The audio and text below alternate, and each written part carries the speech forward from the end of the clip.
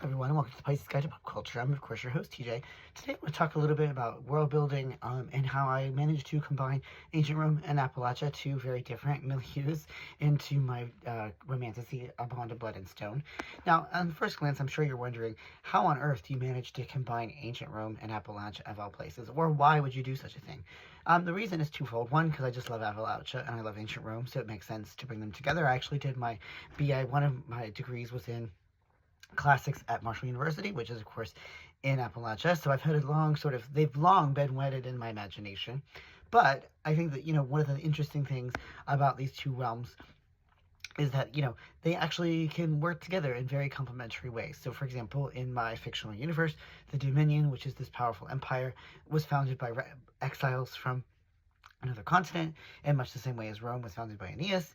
Obviously, in much the same way as, say, Rome conquered Greece and used it for its own purposes, so the Dominion conquered the province.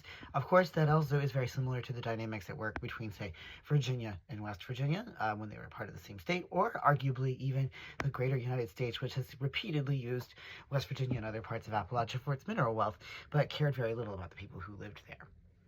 So, I mix and match the Appalachianness and the ancient Romeness. Obviously, there's no real, standard here. I just wanted to sort of draw them together, see what kind of interesting things we could do, use the dynamics that we see with imperialism and colonialism with Rome, and use that to interrogate the history of Appalachia, and obviously, in some ways, give it a much more optimistic and upbeat ending, at least hopefully. I mean, I haven't reached the end of the series yet, but I do hope that at some point my gay lovers will end up toppling the evil, corrupt empire, as that's where these kinds of stories tend to end up. But I do think that that's the power of Romantasy, is that when you can grounded in real-world cultures such as ancient Rome or Appalachia, you can then interrogate the real-world histories and the real-world futures that are associated with those places. Now, obviously, that's not as relevant for ancient Rome. I mean, ancient Rome fell, right?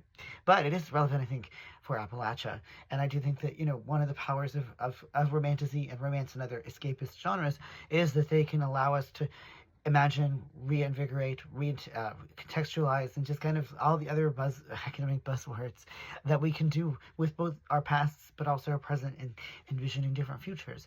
And so in that sense, I think that, combining ancient Rome and Appalachia, while an odd mix and certainly one that is not always a perfect mix, is nevertheless been very productive. And the last thing I'll say is it actually was inspired by the movie A Ballad of Songbirds and Snakes. I've not read the book, but I did watch the movie, which was like, okay, well, this text is playing with Rome and Appalachia in some interesting ways, so why can't I? So anyway, do check out my book if you can. It's available wherever you buy books. So thanks as always for joining me here at the Pisces Guide to Pop Culture. Take care, y'all.